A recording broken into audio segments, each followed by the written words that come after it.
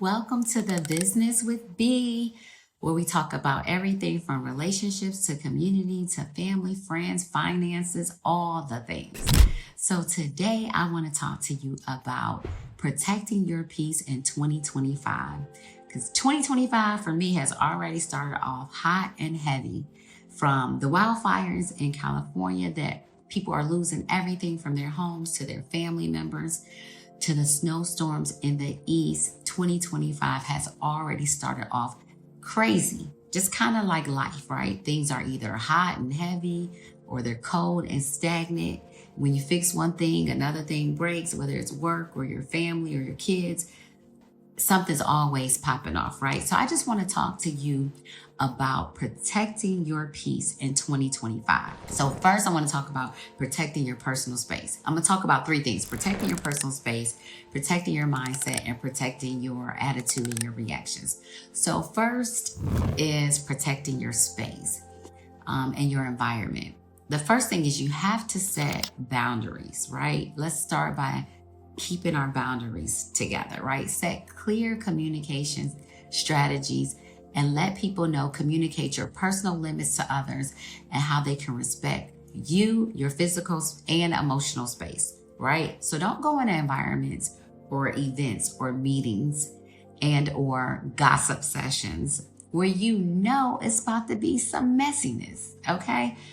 Just keep yourself out of those environments, because I know probably before I go to a meeting or event if there's going to be some messiness, right? In my sorority, we have a poem that says, "I will close my ears and seal my lips to slanderous gossip." And it's so funny, whenever we say this poem, all of the sorors get really loud on that part. It's like we get louder, like as if, you know, the louder we get, that part is just going to resonate with people more. So we're trying to make sure that people really hear, but mostly apply that part of the poem. So I'm going to close my ears and seal my lips to slanderous gossip. Stay out of those areas. Protect yourself from even being in those areas. The next thing we must do is we need to declutter and declutter regularly. Okay, keep your living area organized and free of just unnecessary items to maintain this peaceful environment, this peaceful aura, and have just functional environments because they're nice and neat. Now, I'm saying this to you because I am in the process of this very thing right now. I'm calling it my 2025 purge. And so if you are close to me and you've talked to me in the last few weeks, you know that I'm serious about this 2025 purge. And I mean, every room, every drawer, every cubby hole, every closet in my house is on the chopping block right now. I'm cleaning everything and getting rid of all kind of stuff. I've already had 7 or 8 big garbage bags full of stuff that I've just thrown away. I've had 4 or 5 boxes donated to the Salvation Army. I'm just getting rid of unnecessary items that are either expired, unused, just things that if I haven't used it in the last 2 years, I probably don't need it. I'm talking about my pantries, my refrigerators, kids' clothes, toys, my car. Everything is up for consideration right now. So if you have your eye on something that I own, this is the time that you want to give me a call and say, "Girl, do you need that? Are you getting rid of that?" Just go ahead on and ask for it now, because everything is up for grabs. Well, with the exception of my husband and my children. I'm going to keep them around. But outside of that, everything else is pretty much on the chopping block and up for grabs, okay? Next, I can't talk about protecting your space without saying this. You have to protect and secure your home, right? That's going to be so important, especially in 2025 with all the craziness going on. You know, use locks more than you normally have, like lock everything, your house, your car, everything. Secure your area. Make sure you have proper lighting to ensure your physical safety around your house. And don't go the same way every day. Change up your routine from time to time. Don't drive the same route. Don't become so predictable that people watching you understand and know your routine. Also, the other thing is create a panic word for you and your family. Like a panic box also is good. That includes flashlights, water, non-perishable foods, things like that. And also get your permits, like if for weapons, if you feel that it's necessary to have a permit to have a weapon, get a permit for it. Make sure that you have that, because I think that will also be necessary as well. So I've also done that for myself. So that's the first thing, that's protecting your space. My 6-year-old calls it staying in your bubble. So they're learning this even in kindergarten. They call it protecting your bubble, and they're already learning how to protect their own little space even at 6 years old. So first thing, protect your space. All right, next we want to talk about protecting our mindset. Now, most of this will not be new. If you've on my station or my channel before, you know I always talk about some of these things, but protecting your mindset is going to be so important in protecting your peace in 2025. So how do we protect our mindset? The first thing we want to do is establish a mindset routine. So create habits that support mental well-being. What are those things? I'm glad you asked. Bonika, what are those things I can do to protect my mindset? You have to do things like practice mindfulness. You hear me talk about mindfulness before. Practice mindfulness, regularly exercising, journaling, creating days and time for the spa, and make sure you find time to just relax, read, relax. All right.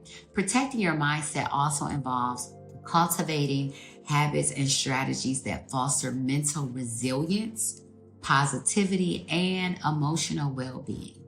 All right. The other thing you want to do around, this mindset thing is practicing self-awareness. What do I mean? Identifying triggers. Recognize what causes you stress. If you like me, I just found out I have high blood pressure. I had to figure out what causes my stress. Negativity, self-doubt. Address any of these factors proactively that causes you stress or anxiety or high blood pressure or any of those things. Also, reflect regularly. What do I mean by that? Journal or meditate to process your thoughts and emotion. Make sure you really have a good grasp for how you feel about things and how things make you feel. The other thing is, and I talked about setting boundaries, but I now want to talk about setting mind boundaries. How do we do that, Bonika? How do we set mind boundaries? It's going to be important to, 1, limit negative influences. Distance yourself from toxic relationships, toxic people that don't mean you any good, toxic environments, and especially that media that will drain your energy, whether it's social media, whether it's CNN, Fox, MSNBC, all of those places. Also, say no.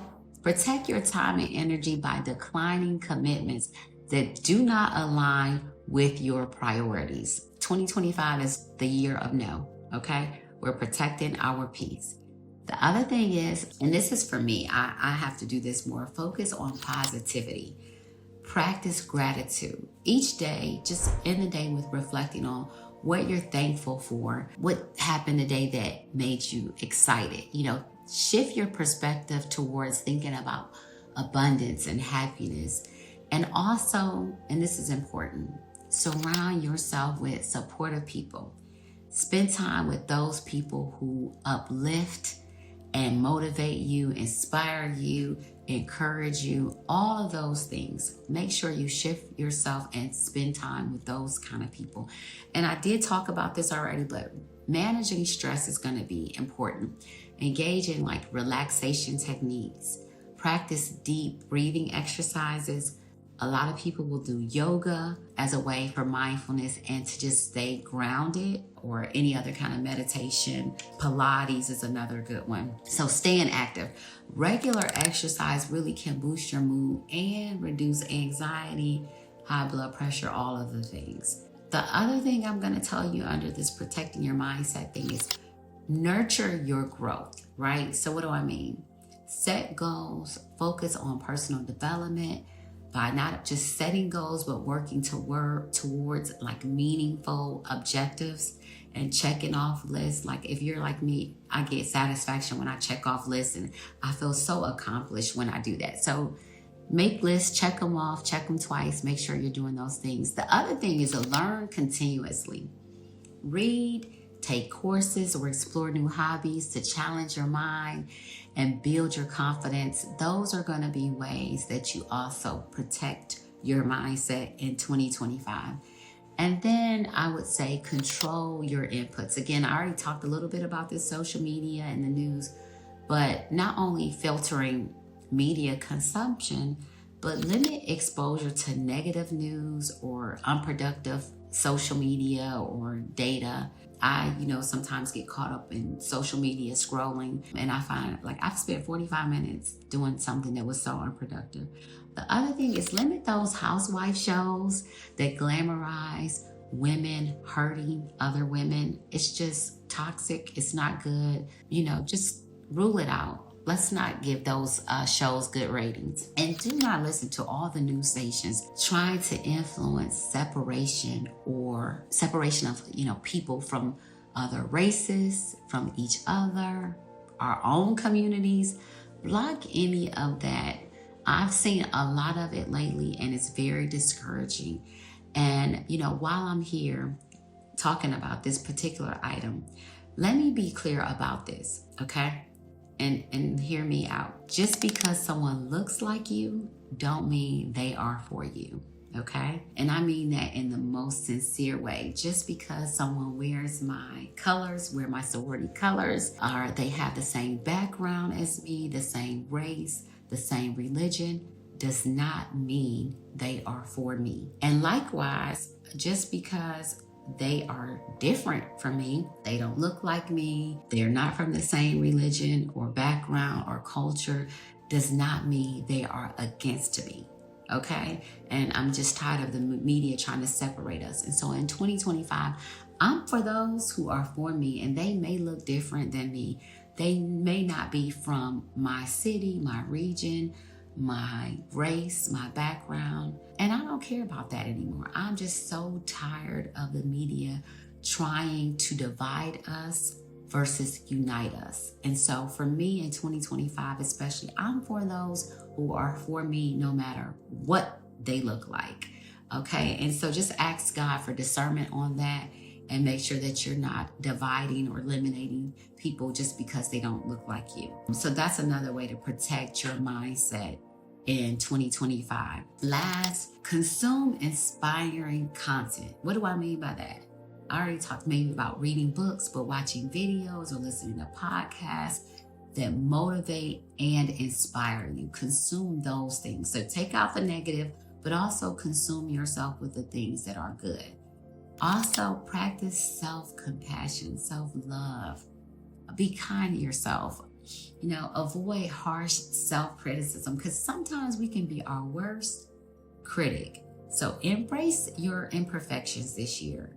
Celebrate the small wins, okay? So that's, again, protecting your mindset, and acknowledge your progress, no matter how big or how small, how minor it may seem.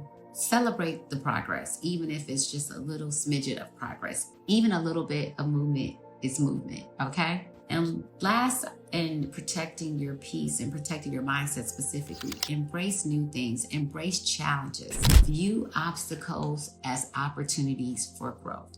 Don't look at it as a negative thing. Think about it as an opportunity for growth. Stay solution focused. Shift your attention from problems to actionable solutions. So I can figure this out by doing this, and this. Don't focus on the problem, but focus on the solution, okay? Now, by consistently practicing these strategies, you can just build a strong mindset, a strong, healthy mindset that supports your overall well-being and helps you navigate life's challenges and really win. At the end of the day, that's what it's about. It's about winning. So the third way we're going to protect our peace in 2025 is by protecting our attitude, and most importantly, our reactions. So this one is mostly for me, more so than it is for you. So I'm talking to myself on this one. But protecting your attitude and reactions to negativity requires three things. 1, self-awareness. 2, emotional regulation. And 3, intentional strategies to maintain a positive outlook. So how can we do that? I'm glad you asked. 1, we can cultivate emotional awareness. How do we do this? It's a great thing to just kind of pause before reacting, take a moment to breathe, Assess the situation before responding to negativity or anything. Just take a moment to breathe and assess first.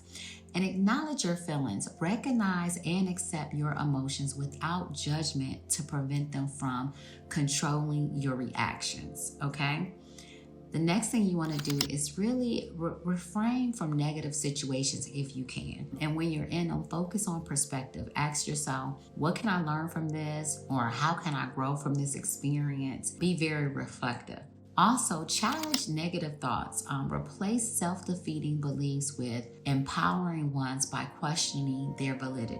Also, you want to set boundaries. And yes, I said set boundaries. Again, it falls in each area, but it falls in your, protecting the space, protecting your mindset, and protecting your attitude and your reactions is this setting boundaries. That's going to be one that you see come up in all three. Limit exposure. You set up boundaries by limiting exposure, avoiding people or environments that consistently bring negativity. You know those people, you know who they are.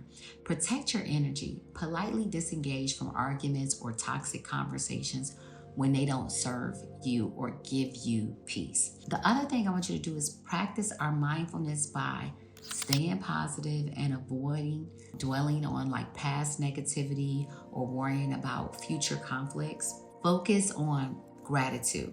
Regularly reflect on positive aspects of your life to counterbalance negativity. So always think of, good thoughts, especially when you end your day. The other thing is respond, but don't react. Think about how you want to respond, but don't necessarily have a reaction for it. And respond thoughtfully rather than reacting impulsively. Stay solution-oriented. Shift the focus from the problem to finding a constructive resolution. So don't focus on the problem is this. Focus on what is the solution? What am I trying to solve for? Strengthen your inner resilience by practicing self-care. Prioritize activities that nurture your mental, emotional, and physical health. And build confidence. Engage in activities that boost your self-esteem, make you less affected by external negativity. So when I do things that boost my confidence, I'm less affected by the mess. I also avoid taking negativity personally. Really it's about understanding this is not about me. Recognize that negativity often reflects the other person's state of mind and not your worth, not who you are, and not even what they really feel about you often. Practice empathy, trying to understand where the negativity might be coming from without internalizing it. Like, is this them trying to project something onto me versus is it me? And then surround yourself with positive people and positivity. Seek people who are uplifting, who inspire you. Stay focused and be around those people. And the other thing I do is consume positive content. Watch or listen to podcasts or materials that encourage optimism and growth for me. Develop a let go mentality. Now, this is one that I really want to talk about. Just releasing what you can't control and focusing on what you can change, and then just let go of the rest. I actually was at dinner last night and I met this young lady named Kay, and she was telling me about this book that she just read, and that the whole premise of this book is called Let Them. And her example was something like, your kids are wanting to go, like, let's say my son is wanting to go to a dance, and it's a dance like a homecoming dance. He hasn't made a reservation. He hasn't ordered a corsage. He hasn't scheduled a haircut, or he hasn't even decided on an outfit. And here I am, I'm in an uproar about why he shouldn't go, why it's not important to him, and he's springing on this all last minute on me. And basically the book is saying focus on letting them go, letting them learn from that experience, while at the same time I'm protecting my mental psyche, my headspace, and my physical well-being. And I would go on to say, just let them go, let them do whatever. And I'm telling you to do this not only with your kids, but in other areas. Just let them, let go of it, move on, let go of grudges, and free yourself from lingering negativity. Just let them deal with whatever they're dealing with and don't put it on yourself. The other thing is stay grounded in your values. No matter what somebody does, you always act with integrity in the values that guide your actions, regardless of external negativity. just stay true to yourself. Don't let others' negativity change who you are or how you treat others. No matter what they do, know who you are, right? And by practicing all of these strategies consistently, you can protect your attitude, remain calm in the face of negativity, and maintain a positive and empowered mindset. That's most important. Look, 2025 is about protecting your peace. It's the protecting your peace year. That's what I'm calling it.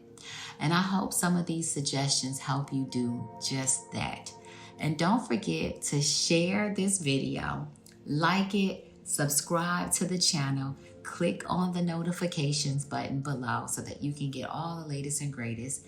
And just make sure that spread positivity, keep your peace, protect your peace in 2025. And until next time, friends, I look forward to seeing you soon.